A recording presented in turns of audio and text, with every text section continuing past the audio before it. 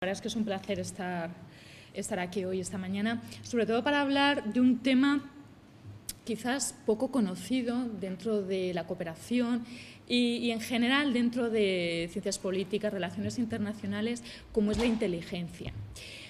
Yo hoy he querido unir a través de la inteligencia dos elementos fundamentales en las relaciones internacionales. Quizás voy a pecar un poco de ser provocadora. Por formación procedo quizás de la escuela del realismo estructural anglosajón y a lo mejor cierto tipo de afirmaciones les van a resultar un tanto chocantes. Tenemos dos elementos como es la seguridad y como es la cooperación internacional. Si les parece, voy a centrarme más en conceptos de seguridad e inteligencia enfocados aquellos cooperantes que están en situaciones sobre el terreno, en países en conflicto, y cuáles son las grandes líneas que todo cooperante debería saber con respecto a cuál es la función de la inteligencia, bien a través de las distintas agencias o servicios y de la inteligencia militar con efectivos militares desplegados en zona. Hemos evolucionado hacia un cambio de percepción y de mentalidad con respecto a la cooperación. Hasta hace unos años el cooperante servía quizás un poco de mediador entre conflictos interestatales. Ahora esto ha cambiado. Los conflictos mayoritariamente son intraestatales, bien por cuestiones étnicas, religiosas, por cuestiones de recursos naturales y sobre todo por ese elemento distorsionador de las relaciones internacionales que es el terrorismo. Bien conocemos Al-Qaeda en el Magreb islámico, que tanto está dando que hablar en los países del Sahel y de África subsahariana, y esa necesidad de seguridad en el amplio espectro, seguridad a nivel estratégico, pero también seguridad física de los cooperantes que están sobre el terreno. Ahora los cooperantes están sirviendo como moneda de cambio, quizás por una mala gestión política en los últimos años, acerca de, bueno, pues todos conocen distintas situaciones. Yo les pongo un ejemplo. Yo estuve concretamente con CIN llevando un proyecto de piratería en el Índico. Nosotros llevábamos la seguridad de uno de los barcos cableros que estaban tirando cable en el Índico. Y bueno, pues estábamos día a día intentando prevenir cualquier tipo de acción contraria no solamente a nuestro barco, sino que intentar ver todos aquellos elementos preventivos en la zona. La importancia de la misión del cooperante en la seguridad y la inteligencia. El cooperante quizás tiene dos tipos de actuaciones, una dentro de las misiones de paz establecidas por Naciones Unidas y una en territorios con conflictos declarados y otra en conflictos en territorios en los que no hay una misión de Naciones Unidas. Quizás los cooperantes más vulnerables sean los que actúan bajo este escenario. No hay cascos azules, no hay presencia de Fuerzas Armadas internacionales y esa situación de vulnerabilidad hace que los actores que van en contra de esa seguridad actúen contra ellos. La importancia también del cooperante como canal de transmisión hacia el receptor. Importancia de ese receptor, de esa población que va a adquirir esa ayuda. Ya no hay dos, el cooperante no está a favor de uno u otro bando en conflicto, está a favor de la población en el amplio espectro. Por eso la inteligencia es un elemento esencial en cualquier tipo de actuación dentro de la cooperación internacional.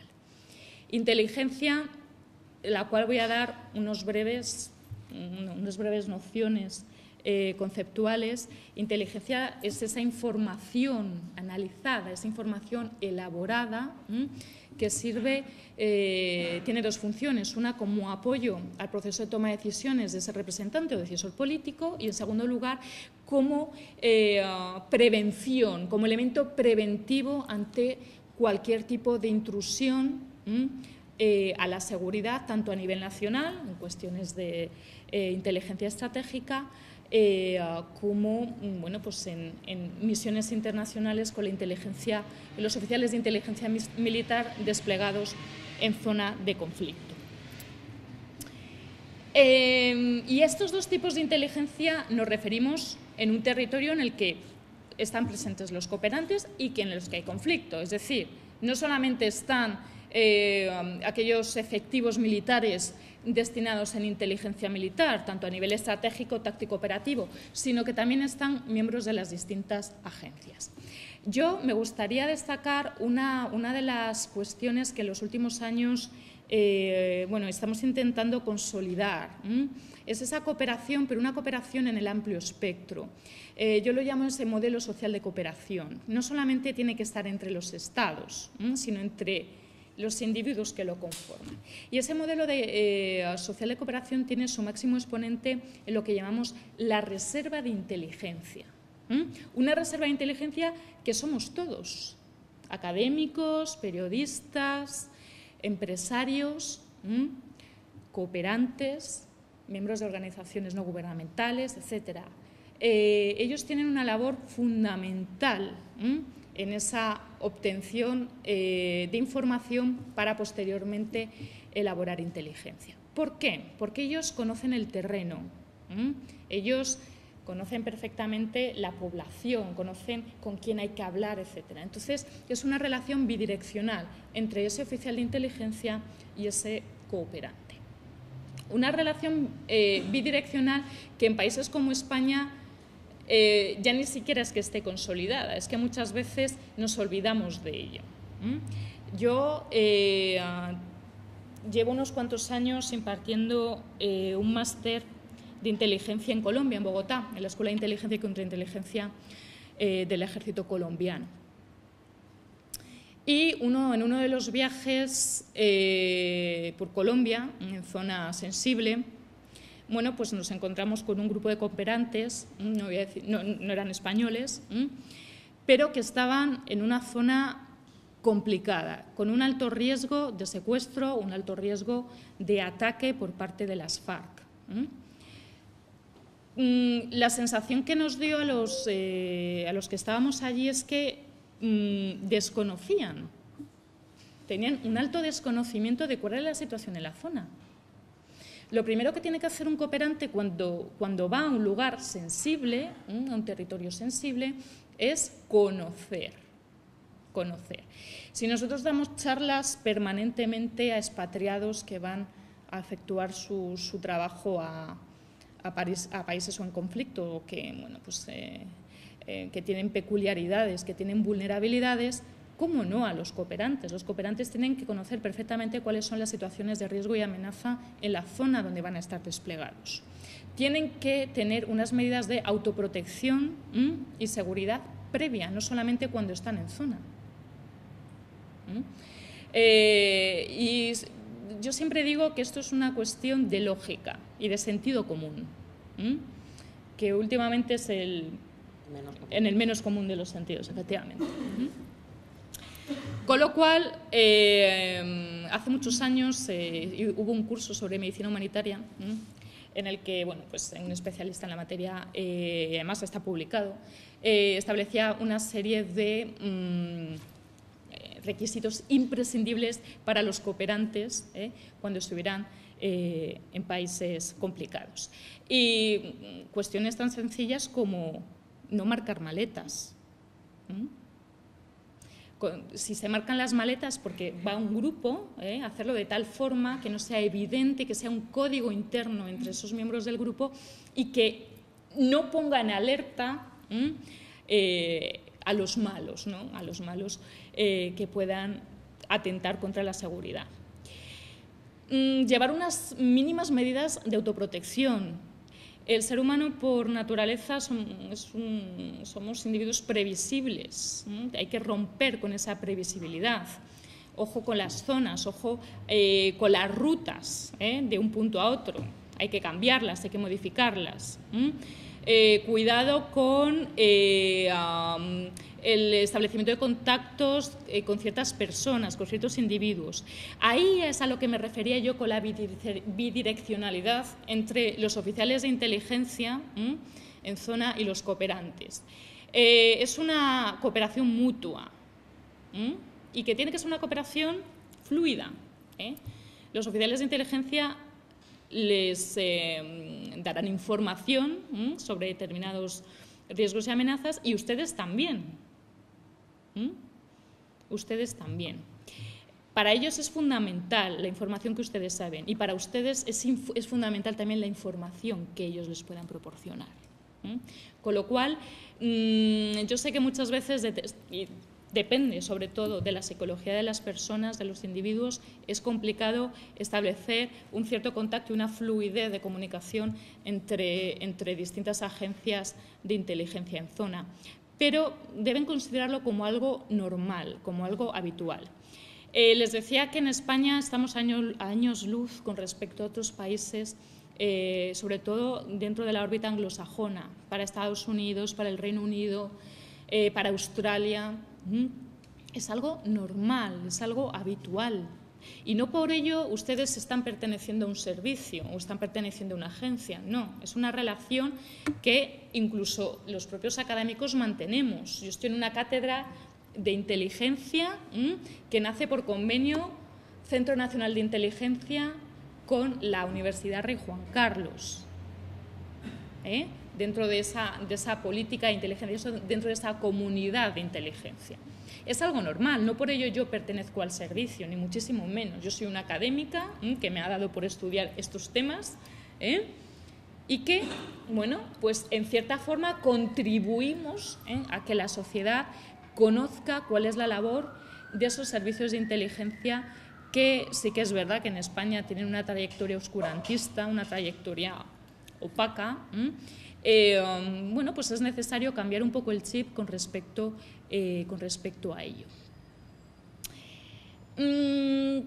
Volviendo de lo estratégico a lo más operativo o táctico, o quizás a lo más particular, al igual que siempre estamos criticando a muchos oficiales de inteligencia en cuanto a la carencia de profesionalización. Nosotros hace 2 semanas tuvimos en Santiago de Compostela un seminario sobre la profesionalización del arte de la inteligencia.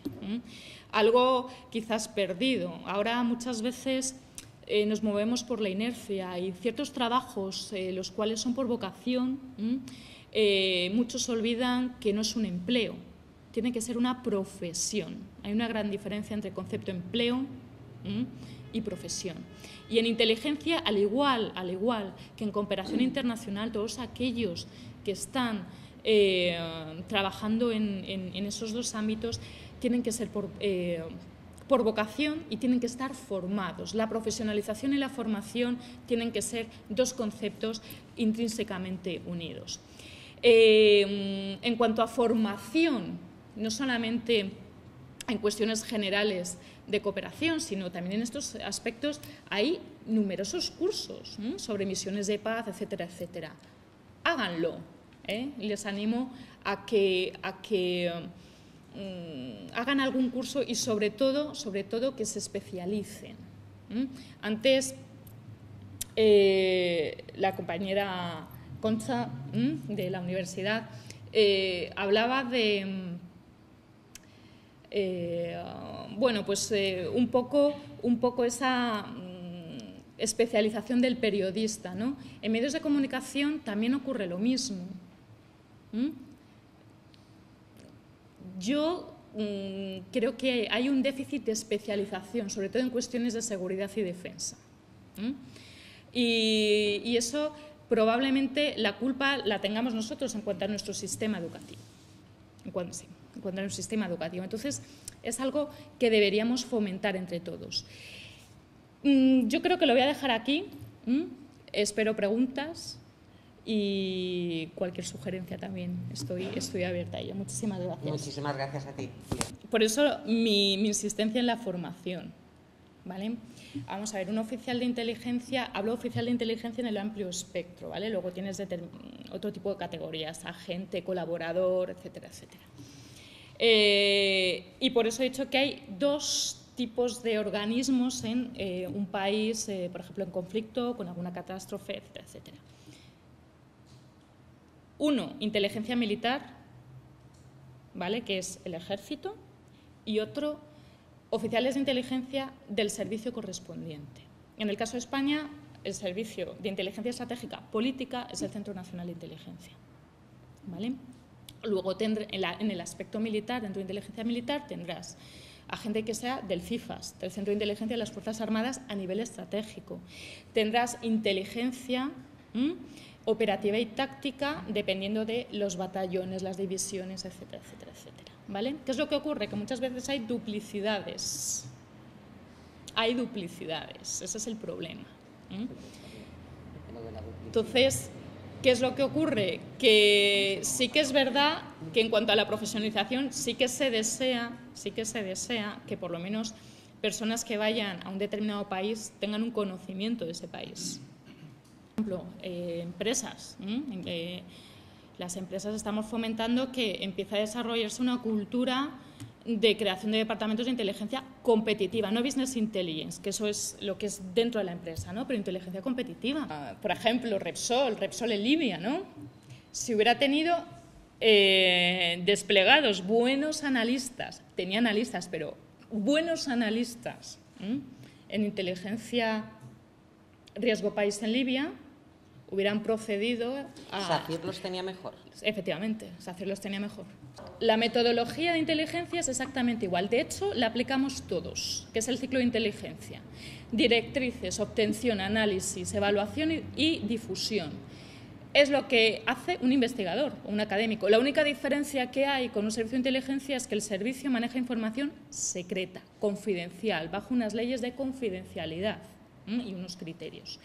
En la inteligencia competitiva en inteligencia de empresas es exactamente igual, es la misma metodología. Lo único que cambia es el producto, hacia dónde va el producto final. En el caso de la empresa será al director correspondiente de la empresa, al responsable correspondiente. En el caso de un Estado, al decisor político.